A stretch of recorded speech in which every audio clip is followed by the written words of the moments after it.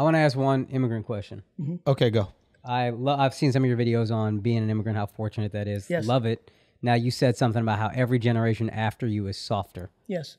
I feel like I see that with my people. You probably see that. Well, Yeah. Russians are probably so hard as fuck. But how do you curb that? Is there a solution? Because my kids, I do worry, are going to be soft little baby shits. Couple things. One, you can't fake environment.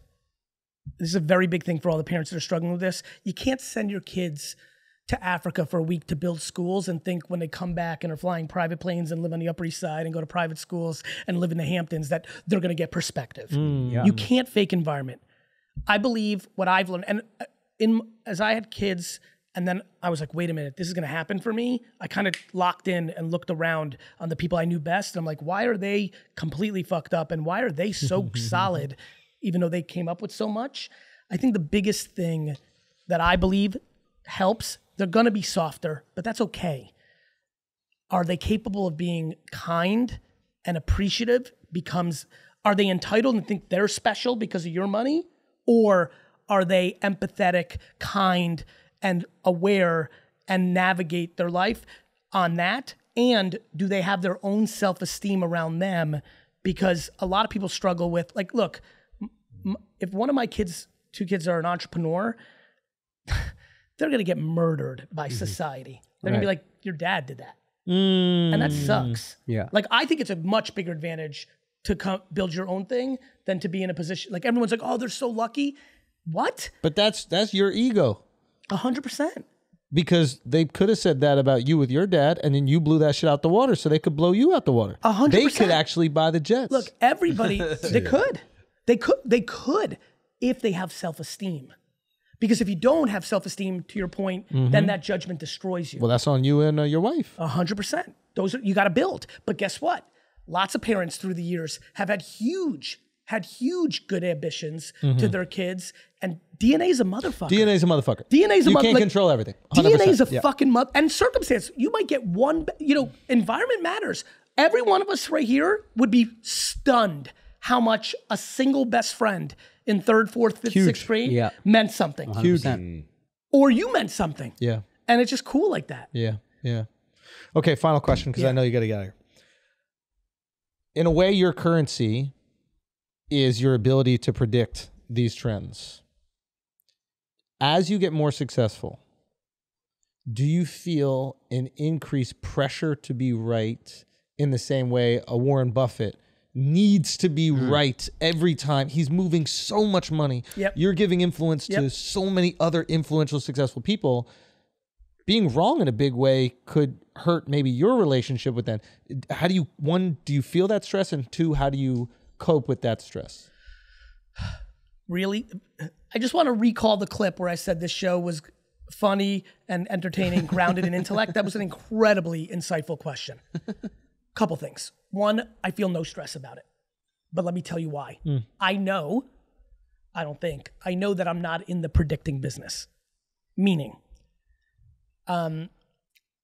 I've never predicted anything. What I am is probably this is why I think I've always loved comedians. I would argue that an overlap that you and I have is social observing. We have to for our material. Sure. Right? Yeah, yeah. What I do for a living is I'm a human anthropologist watching people move and then using my talents to synthesize thoughts. But what I do with my predicting in business, which is really where I do it, everything had already happened. NFT, I looked at CryptoKitties in 2017. Nothing I ever talk about is Nostradamus, is predicting. All of it is fastest observation to truth and willing to bet the farm, thus being loud on it. Once I have my conviction, I'm there. As a matter of fact, this is a very weird thing that I hope we can clip this. There was a boxer named Julian Jackson in the 80s. I loved him. He was a fucking terror. He had like a Patrick Ewing flat top. And this motherfucker, if he punched people, knocked them out so heavy, it was crazy. Like more than Tyson. I'm telling you, please go to YouTube, Google Julian Jackson. Look at this fucker. Look at this dude. Look at this dude. Look at that 46-1 with 43 knockouts. Scroll down. Wow. Just a little bit. Look at that. 46-1, 43 knockouts. This guy in a post game once, you got to watch them. They're crazy. They're not normal knockouts for boxing. After one fight, he said something. I'll never forget. I must have been like 12 or 13. He goes, and I think he's Jamaican if I'm remembering right. So he has a nice solid little accent. And he goes, the announcer's like, how'd you do it? And he goes, you don't understand. He goes, when my hand connects with a man's jaw and I get this feeling in my elbow, no man can ever get up. Yeah, it was some gangster shit. 30 years later, I'm affected by that. If I do my human anthropology work and I have my eureka moment, Musical.ly is going to be big. It's next, aka TikTok. Uber is going to work. Look what just happened in New York. I can't believe it's working here. NFTs. Gonna. You. If I do my work and I feel that click, I will never be wrong because I haven't for 35 years. I sold all my baseball cards because I was at a baseball card show in 1993. Normal, my life, doing 15, 20 of them a year. I'm sitting there.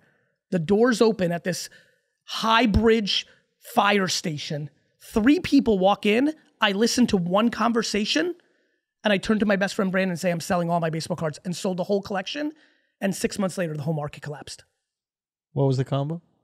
It was just 2 guys. The way they were talking, the passion was gone. It was over. And then I put all my money into toys, which ended up being right. I bought all these Star Wars from the 70s and all these Transformers, and I ended up being so right. eBay came out 2 years later. The whole thing popped off. Comic-Con culture took over. I was so right. It's what I'm good at. Kobe's good at what he was great at. Beyonce's good at what she's good at. I'm going to be one of the greatest entrepreneurs of all time, not because I'm saying it, because fucking my parents had sex without a condom in Belarus in 1975 at the exact right second, and then a lot of other shit happened along the way, and just here I am, and guess what? Who gives a fuck? I'm gonna die, have 24 hours of trending on whatever the fuck Twitter is of the day, and then everybody's gonna go on with their normal fucking life. So I don't think I'm great because of it. Who gives a shit? But it is what it is. And so I feel no pressure because I'm great at what I do. I felt more pressure coming up because it was how I got here. I needed all those. Yeah. I didn't have a Harvard degree. You had enough I was a hits. street kid. Yeah. I was a liquor. I needed all those to get to this moment. Now it's easy, but I value my legacy so much that I will never compromise it for any bag.